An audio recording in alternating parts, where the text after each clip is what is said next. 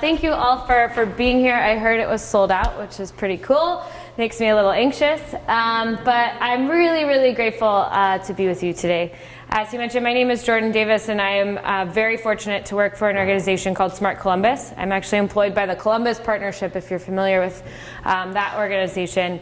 And I spend my day with some of the women that are here today from Smart Columbus. But I spend my day thinking about how we can transport our city to the future, and how do we ensure that we make the right decisions as we're moving ahead. And that we're not just doing things because they're flashy and cool. And I'm born and raised in Columbus. I absolutely love this city. I'm really passionate about our ability to move forward. I think I am so excited and invigorated. I say all the time when people say, why don't you move and try another city and go to New York? And I say, well, I could just be a seasonal leaf on those trees, right?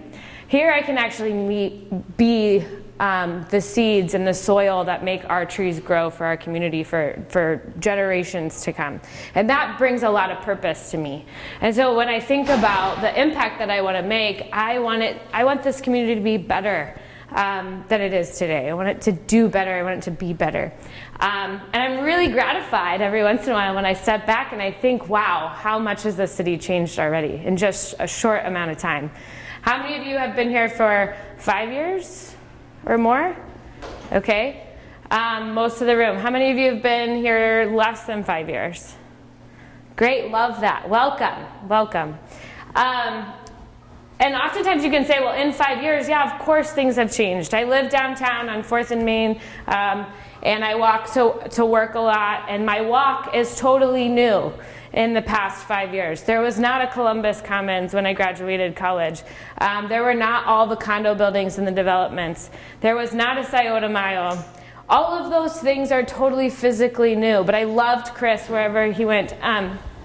We were talking this morning, and the passion that you had this morning talking about cities are not just about the places and the things and the buildings, it's about the people in them and how we experience a city is so true, and your energy was so palpable about why we need to be thinking about how are we moving forward.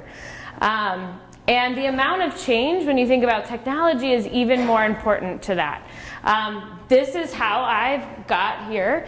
I took a scooter, and scooters were not in the community a year ago, and then from the office took a self-driving vehicle, which wasn't here a year ago.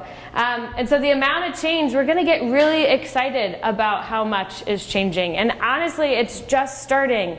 The introduction of those two things in the past year is simply just the beginning. If you just think about autonomous vehicles, the shuttle that we have on the Scioto Mile is only between 3 and 4. There's actually a spectrum of what autonomy looks like. It's not totally capable of the ultimate of where things are really going. Eventually, if you don't have to drive, you can completely reimagine what our spaces in our vehicles can be. We can start to think about how can we have fun with our time and not be handcuffed to the steering wheel, but think about new ways to use that time while we're in the car. It's already starting. Tesla is really leading that revolution and helping us think differently about maybe different ways that we can enjoy ourselves in our vehicles. But maybe our vehicles have totally new purposes. So yeah, we move and we're entertained, but maybe they're mobile conference rooms. Could you imagine taking this to Cleveland? You could do a whole work meeting on your way to Cleveland and then have a work meeting in Cleveland. What if you could take this down High Street? So you move your coffee meeting into a vehicle and you travel down the community in a productive way. Maybe you use it that way, or maybe you have a sleeper vehicle, which I'm really excited about, and I can sleep on the way across country. I would be all about that. But another way to think about this movement in autonomous vehicles is that things start coming to you. We already have these click lists and all of this, but there's still a lot of need for you to actively engage with that. This is actually a pilot of a vehicle happening. And it's pretty amazing to think about what else can come to you. How can mobility be a service? When you think about autonomous vehicles, and we have a lot more vehicles traveling on the roads, we definitely don't want them to be using fossil fuels, right? We want them to be electric. But it's not just in what we buy as residents and consumers, but it's actually about the entire system. So the most amount of vehicle miles traveled on our roads are what? What? Commuting. There's a lot, but not the most. Trucking, which is the movement of goods. Those are heavy-duty vehicles, lots of diesel, really heavy, moving things all around the country. Ohio, about 90% of all goods that move across America come through Ohio. We have a lot of it. We have more than most. And we need to electrify it all to start solving some of the climate change issues. But we have to also clean up our energy, right? And we can do this. The technology is there. There's a pathway to do it. We just have to adapt, and the technology has to be ready for greater and greater scale. But there's a hope. There is a way where we can start to solve climate change if we can clean up our energy and we can electrify everything. If we electrified everything, this is something I get really excited about.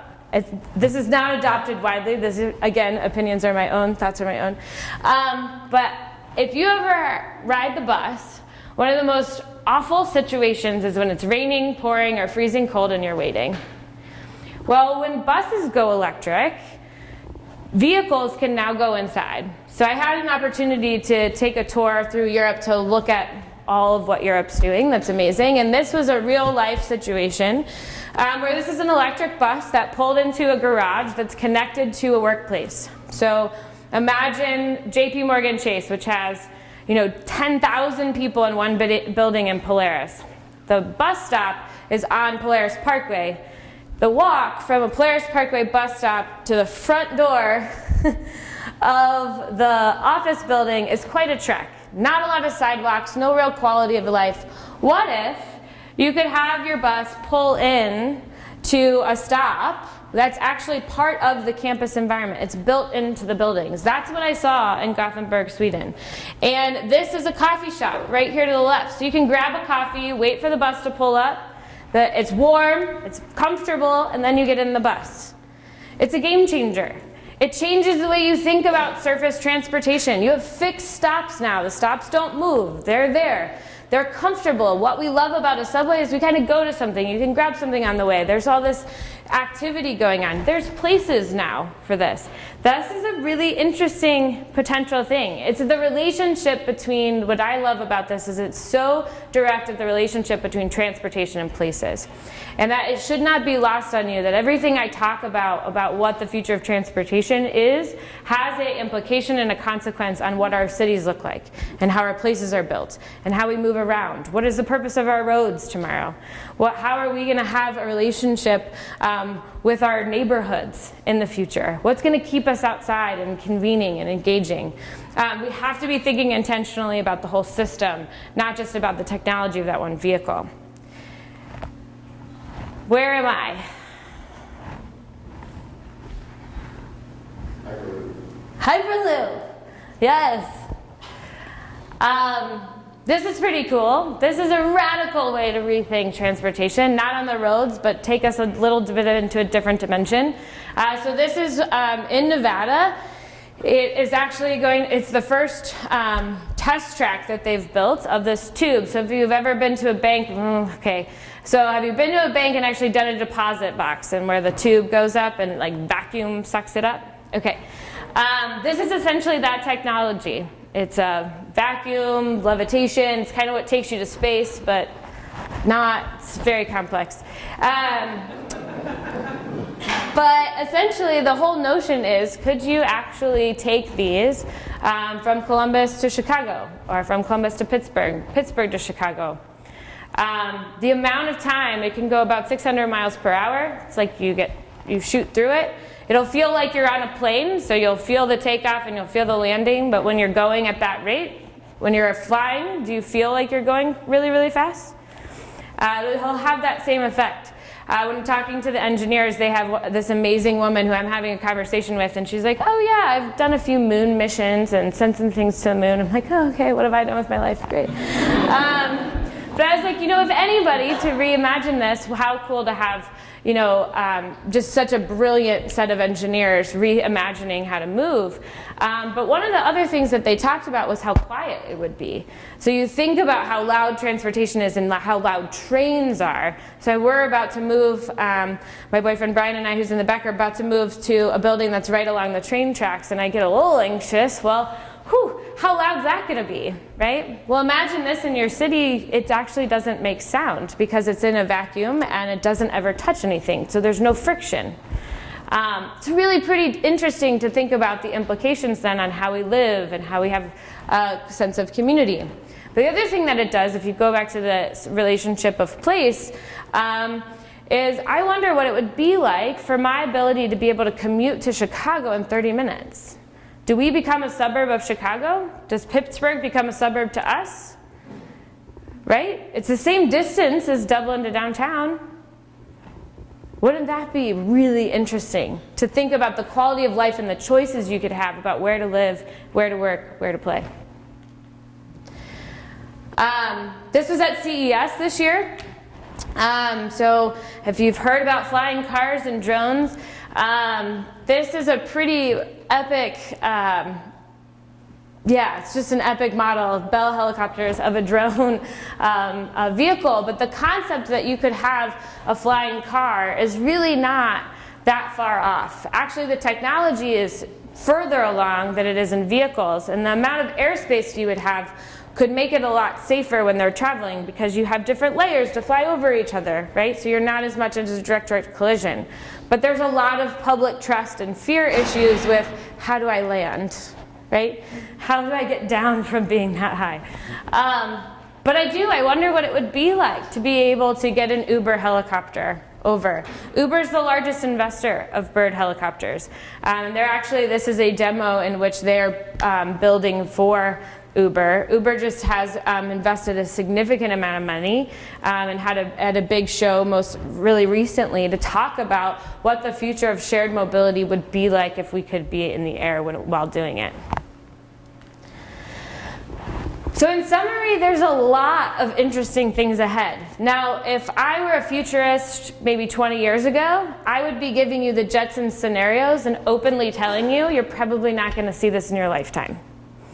But what I'm sharing with you is probably something you're going to see in your lifetime. And that's pretty wild. The amount of investment, the rate of technology capability, the acceleration rate of technology capability is so quick. It's not going to be a generations-long change to what we're going to see in the world. This is things that our children will see and we will get to see. If a child born today has 16 years until they get to a driver's license, it's probably likely that driver's license may not be needed. It's pretty wild to think about, right? And if I think about everything I see all the time, I'm reminded of how fast the world is moving. These are just some screenshots of announcements in literally the last 48 hours. You have major technology players betting big on blockchain. When did you hear about blockchain for the first time? When? Last year. Last year? Last year? Yeah. You said it last year. I love it. I mean, last year, 2 years, if you're maybe you're an early adopter early, but you have Facebook just announced their own cryptocurrency. Robots. This family adopted a robot and has mourning feelings, has sadness that this robot doesn't work anymore. But how telling is that about the relationship we have with technology? I mean, that's important. If we have emotional thoughts, we have memories with our technology, we have relationships with it, they start to take on new parts of our life.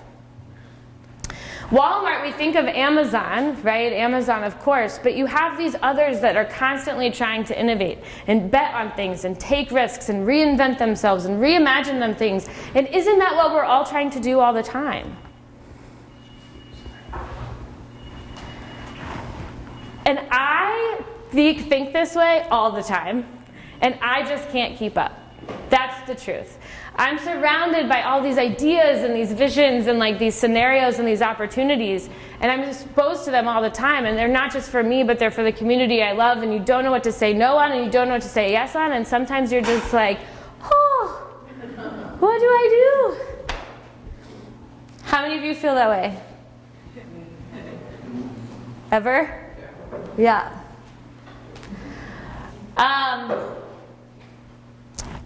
And I don't think we're wrong to feel that way. If you've ever read Thomas Freeman's book, Thank You for Being Late, he introduced a model by Astro Teller, who Astro Teller is founder of Google X. If you've ever heard of Google X, it's their like imagination division within Google, if you could have imagination in Google that's not throughout their company. But they're dreaming big about sending things to the moon. This is the team that introduced the self-driving vehicle, Google Glass, where you could wear glasses and imagine seeing the world through these technological digital views. And his understanding of Moore's law really takes this bell curve of technology, right? But then the understanding of psychology and sociology and all of us and society and our ability to change and our rate of change, there's some friction here, right? And that technology is advancing so quickly that we just can't keep up. And so the truth is that we are all further behind, and that there are things that are moving so quickly.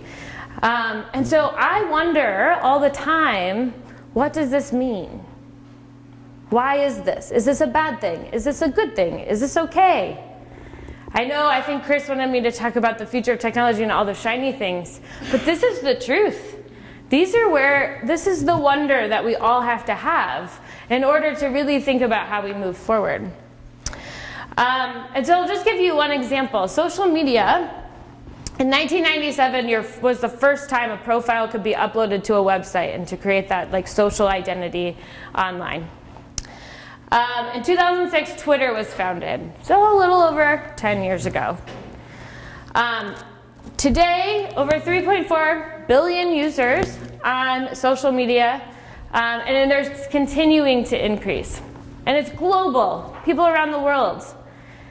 And if you think about the matter of a little over 10 years, the societal impact social media has had, it's pretty profound. So I'd love to invite some thoughts from this group about what social media has brought to what do you wonder about what social media has done to our communities or our societies, or what value has it brought? Any thoughts? They say there's no longer 6 degrees of separation, it's 1 degree of separation.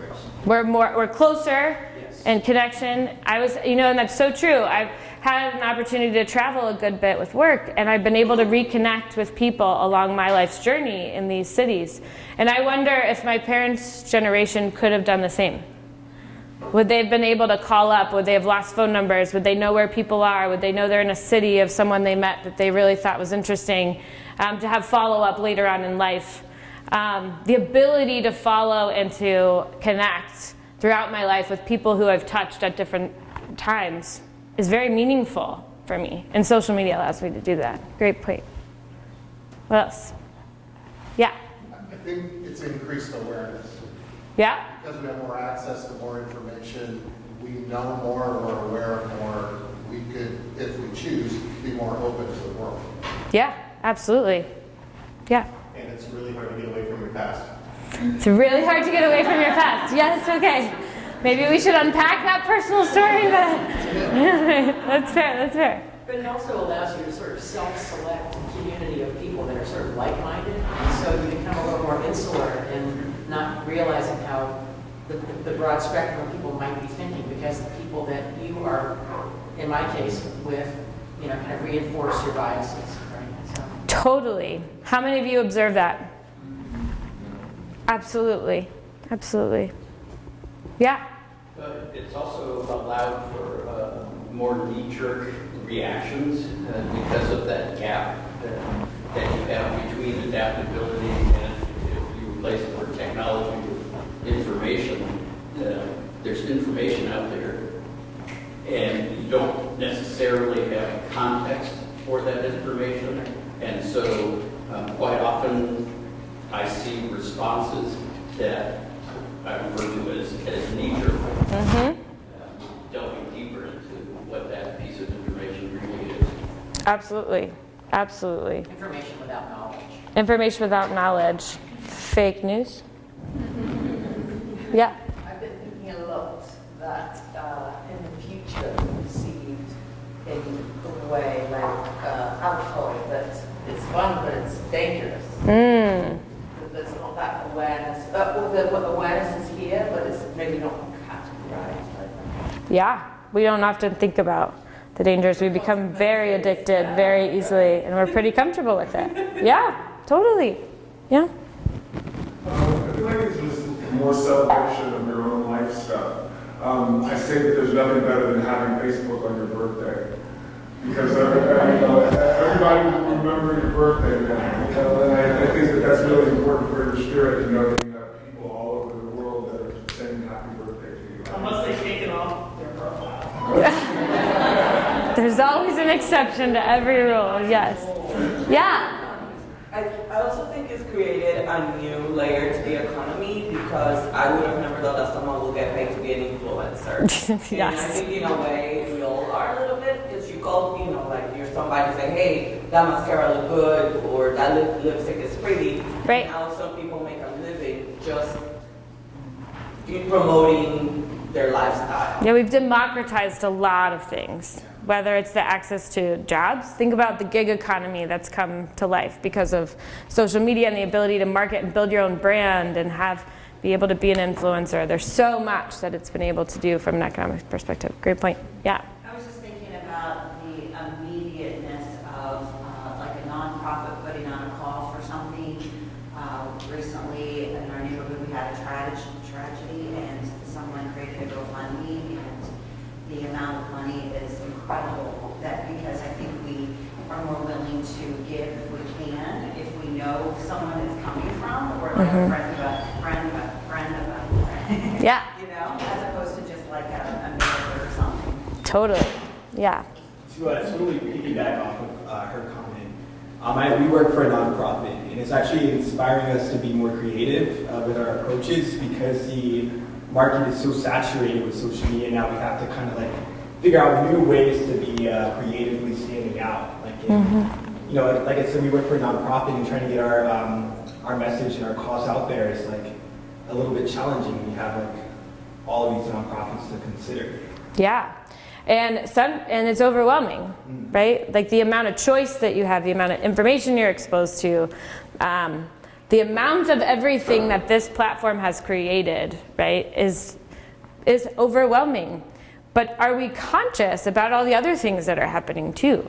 How many of you pay attention to the advertising that's happening to you? What do you think about it?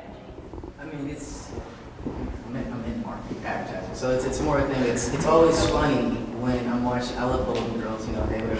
Yeah. It's always funny when I'm watching on Hulu and like the commercials that play or the ads in between have nothing to do with me and it's not my interest, but it's thinking because I am watching this and I am this age, this demographic in this household. Then you also have everybody's experienced a thing where you could be searching something and the next thing you know, you're scrolling on Instagram and then you see ads on Instagram saying, hey, you want to buy bags? Are you looking at bags, on across everything? And you see the ads on the side, it interacts with, we're teaching it what we like. Every single day, we like something, we're teaching, hey, and they're giving it back to us based off of what our interests are. Right. But I think something really interesting about what you said, which I think about all the time and I wonder, is what am I not seeing because people are pre-assuming what I'm interested in?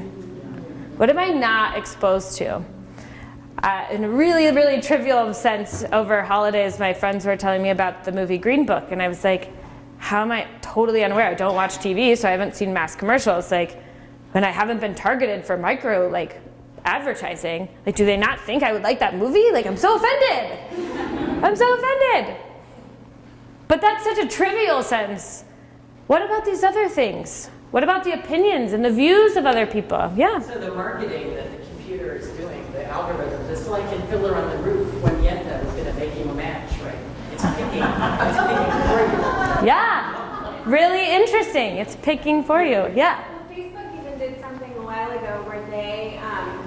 were doing a test where they gave certain people more depressive content to see how it then affected their postings, and then gave another set of people more positive things. So there's a sense of control there where it's out of our control of what we see and how it affects us. Totally. And I think this gets to why this, yeah, do you have another thought? Thinking about the amount of data and the different types of data that are available now, when I think about Twitter or even Facebook and the way that they do run tests, it's not too far-fetched to think that they are able to detect things, whether it be mental illness, before the person does. And they have no legal obligation to disclose that information. But it's kind of interesting to think that there may be information out there on these platforms that we as individuals don't have access to, but other corporations might have access to that and might be able to either exploit that, or even if they're not exploiting it, they have that information, and we have no way where to get it. I'm so glad you shared that, because you articulated it better than I could myself. Yeah. But isn't this the friction point, right? Is that we don't know how to control it now. It has a life of its own, and we don't know. But we still, as humans, have wants and needs and priorities, and we're expecting technology to serve all those. But what happens when technology has graduated to a place where there's opportunities far beyond what we can actually see and understand and actually manage and control? So we're going to have to think about this dotted line of how do we start to learn faster and govern smarter to get there. And I sit in the middle of partnership every day of my life. So at Smart Columbus, we call it the Columbus Way, and it's full of radical collaboration. We're working with the public and the private, the nonprofit, the academic, and residents every day to think about what to do and where to place bets and go. And I will say, and we just talked through all this, so it's great. I will say this graph resonates with me so strongly. Because this is more the truth than just thinking about how we as people adapt to it. But we have to think about how are our companies and our employers and our employment centers and these things that keep balance in commerce adapting. But more importantly, the entities that have the greatest consequence of decision are our public institutions, our governments. And are they capable of getting us to a place where we can turn the tables? Right now, we're not in that position, and we have a lot of work to do. If we're struggling as individuals and we're the target, imagine how it's affecting us at a systems level. What are the implications here? This is the reality that we're up against. Again, news in the matter of like 4 weeks here. This is really the only thing 4 weeks ago. These things were yesterday. But this is, if we can't even accept through our public institutions and through our governance systems and adopt what is the normal, how will we be able to handle the problems that we have ahead? These were headlines from yesterday. Our companies, like YouTube, grappling with the amount of kids. Their highest user are kids on their platform. But the platform is infected, and it's exposing things to kids that they shouldn't see. And that's a problem. It's a societal problem. But you know who's capable of solving it? Google. You know who's not? The government. We have inequality issues. Columbus has grown greater in 10 years than any other time in our city's history. And overall income is higher, right, than we were 10 years ago. But at the same time, we have just as much, if not more, poverty than we did. Why is that? There's a wage gap. There's a massive wage gap. And it's continuing to go unresolved and unsolved. Technology, there's problems. There's deep problems.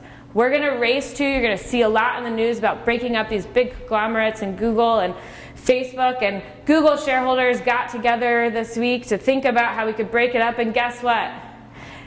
They're going to be more valuable separate. Like they're such a these are powerful entities. That's not the problem. Yes, it's part of the problem. Yeah, we need to solve it. But let's not distract it from, we need a bigger societal conversation about what's going on. And sometimes when you think about all this, you wonder, is maybe technology just the solution for technology? So, our roads have always been dangerous, right? They're more dangerous today than ever. We have more fatalities on our roads. The greatest contributor to fatalities are distracted driving, not from driving under the influence, but to driving with our phones. Kids today are digital natives. They're going to be smarter than ever. It's not their fault. We're exposing it to them. We give it to them in restaurants to keep them entertained. Like, they're used to this level of stimulation, and therefore their attention spans are shortening and shortening and shortening and shortening. Do you think they're going to be cool with keeping 2 hands on the wheel for an hour? No! So what do? What's the solution? How about a self-driving vehicle? Technology, right? Maybe technology is the solution for technology. But I have to ask, will technology think about being equitable? Will technology think about job displacement and training the people that it doesn't serve to take on new jobs? Will it think about the implications that it will add? So I think about all the time, like this heaven and hell scenario with self-driving vehicles. One is we're all sharing, and we have all these cars traveling, single occupant vehicles. Well, we'll just get rid of that, and everybody will just share a ride, and it'll be perfect. But the truth is, it'll be like an elementary school parking lot at every workplace, where you have all these vehicles like lined up, right, and dropping people off, unless humans and structures and systems intervene to direct this progress, right, to something positive. How will our data be used? There's this really interesting, by John Ellis's book about $0 car, where the autonomous vehicles, yes, very expensive today, billions of dollars going in to build only a small fleet of vehicles, but actually it could be free, because if I sell all that data, you can have a free ride. Well, our incentives in life are money, so how many of us are probably going to take that free ride? Yeah. So in that vehicle, what media am I going to be exposed to? I'm going to be advertised to in my vehicles, right? Who's going to know where I go, where I get picked up, at what time, and what are you going to do with that information? Am I only going to start going to certain neighborhoods because those are the ones that are free because somebody paid for me to go there? Just start to think about these systems that we haven't started to think about. What will that be? And so, when I read about this Astro Teller's graph and have gotten more into it, there's all these bloggers are asking these questions around how do we rise to technology's demand? Okay, so technology is going to do this. It's going to do all these amazing things. We're so excited about it. How do we just meet technology? But I would say what we're not talking about enough is how do we direct and facilitate how technology needs to meet our needs? So how do we need to use it and manage and get ahead of it? We built it. Humans built the technology. Why are we just like, oh, okay, well, technology will be us in the future? That doesn't have to be the case. They can be enhancements to our lives, right? But can't we be the directors of it? Can't we be managing it? I think this is a really powerful set of statistics. So this is from Edelman. So Edelman does a trust barometer every year and looks at public trust around the world. And they found that only 1 in 5 people believe that the system is working for them, meaning the public systems that we all have access to, that it's actually working. So we're all essentially acknowledging things aren't working for us. They're not what we want them to be. We've lived with a lot of issues for a long time now. Our parents have, our grandparents have. We're all living with them, and little have been solved. They're not complete. But then you add technology on top of it, and there's a lot. Right? We are inheriting even more problems. So a lot of times I wonder, like, why don't we just stop? Like, why are we doing this? Why are we moving so fast forward? And so I'd love to have you guys maybe partner up with the person next to you and answer that question for me. Why don't we just stop?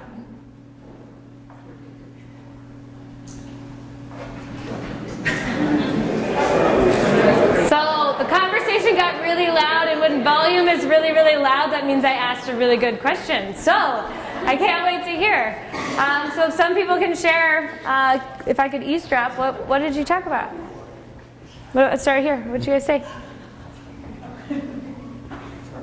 We talked about a lot of things, but we were kind of noodling on the fact, like looking at, maybe our grandparents right now and how, a smartphone, and they're like all very confused and wondering what will be that object that's over the line for us, but then also like challenging that point, like maybe since we are more adaptable to technology right now, maybe we're never gonna like hit that limit where it's too much.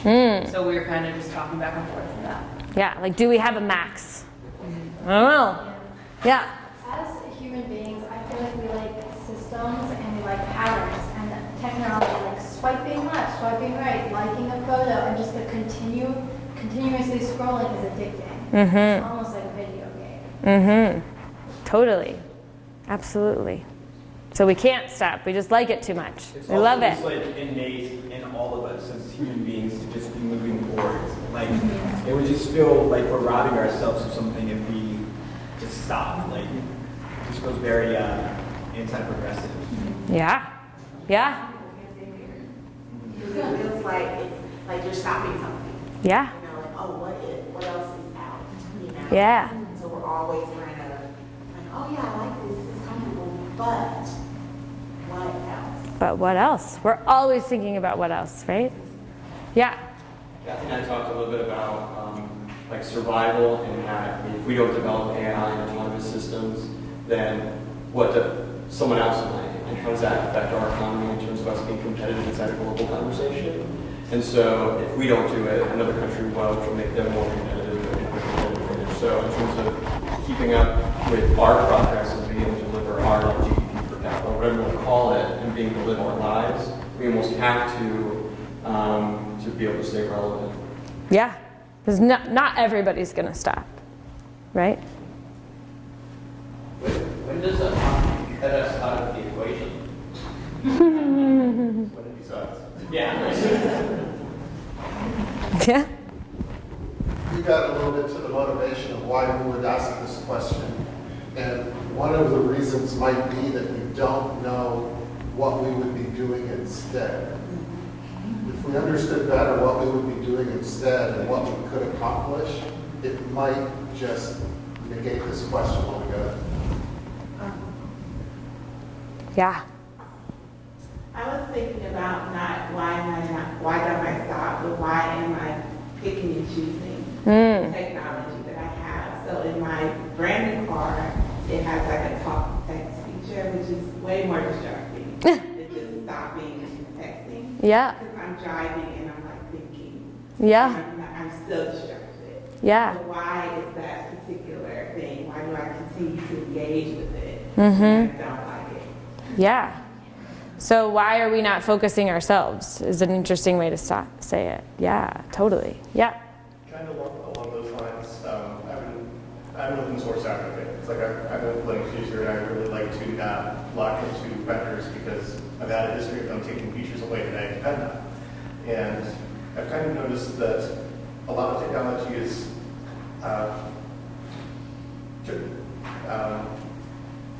becoming less diverse. So you have talk to text in your car, but it's a lot. I think Tesla is actually running Ubuntu for their actual software, and Microsoft really seems like they want to stop making Windows. OS X is BSD, so it's falling under this new framework, and everyone seems to be moving towards that.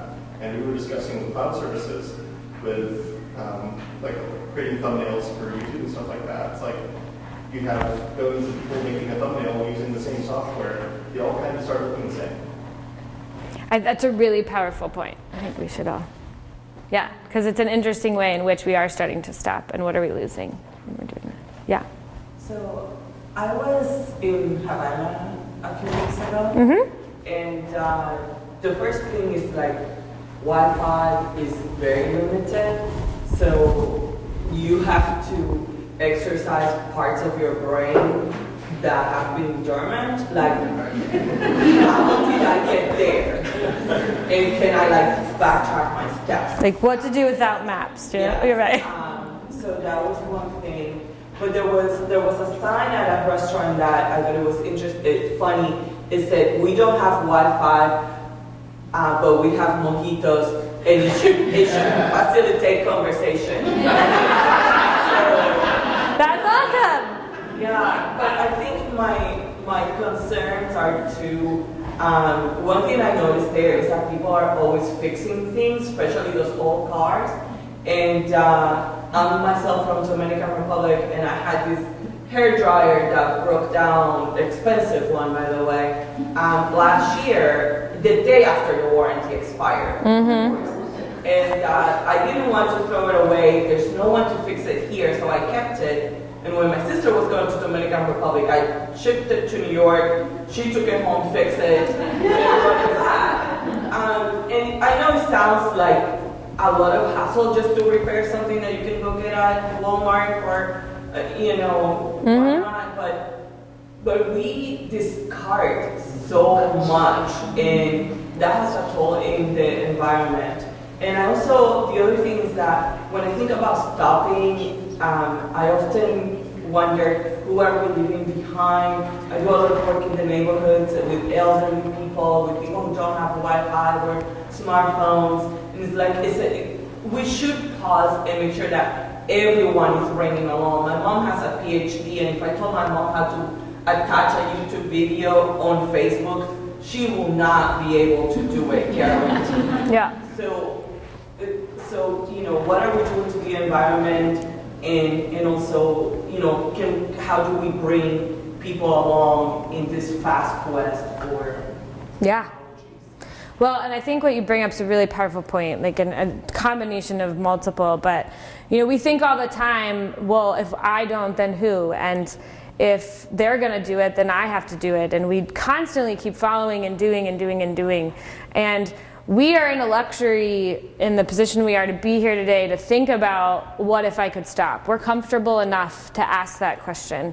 But there are people that can't ask that question, that feel more overwhelmed and more subservient to systems and processes than we do. And I think that's a really important thing to acknowledge, because oftentimes I feel compelled to move forward because we need to help others, right? And yet there's all these things working against us at the same time. It gets really complex, but at the end of the day, that is who we are. That's human society. That's what we've always done. For generations, we've taken and faced the biggest challenges, and we've figured out a way to do it. I did a flash mob in college. This is just a clip of it. And this will hopefully bring smiles of all the doom and gloom we've talked about. But, at first, when we did this, it was just a fun idea. Like, oh, this will be great. This will be cool. But what I didn't realize is once it happened, it would go viral overnight. And then 4 million and 5 million people would see it. And the amount of global connection that came from this was incredible. But the reason why they loved it is they found a spirit of joy and happiness and connection to their university, connection to their alma mater.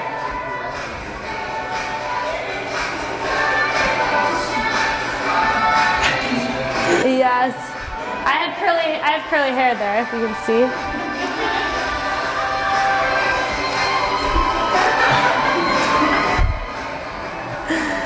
So you can watch this full on YouTube.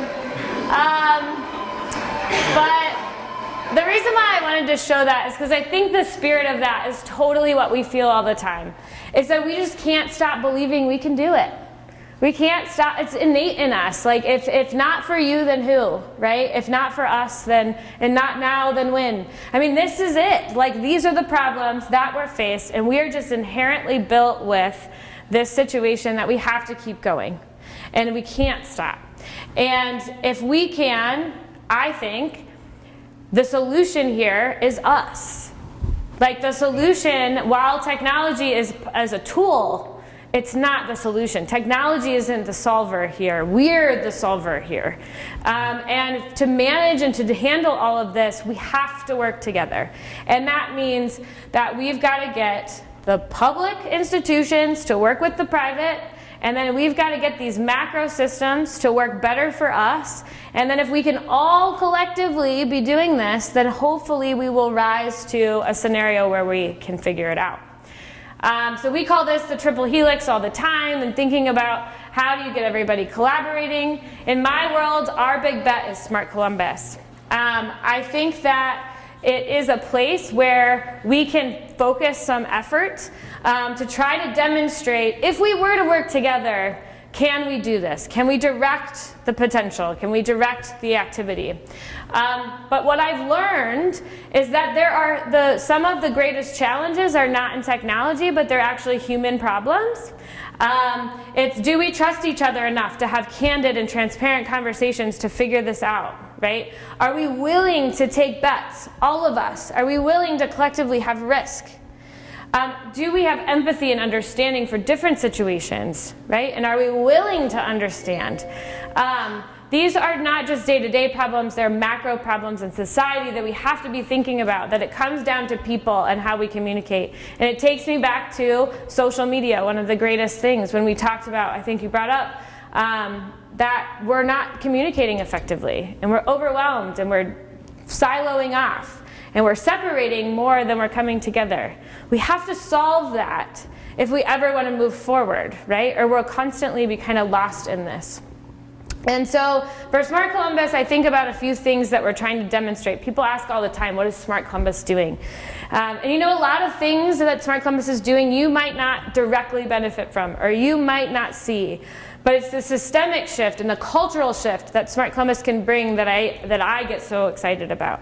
So the fact that we rose to the occasion and beat out San Francisco and Austin and all of that is a huge deal. It's a huge deal for the city, for our reputation around the world, for our courage, for our confidence. It's a big deal.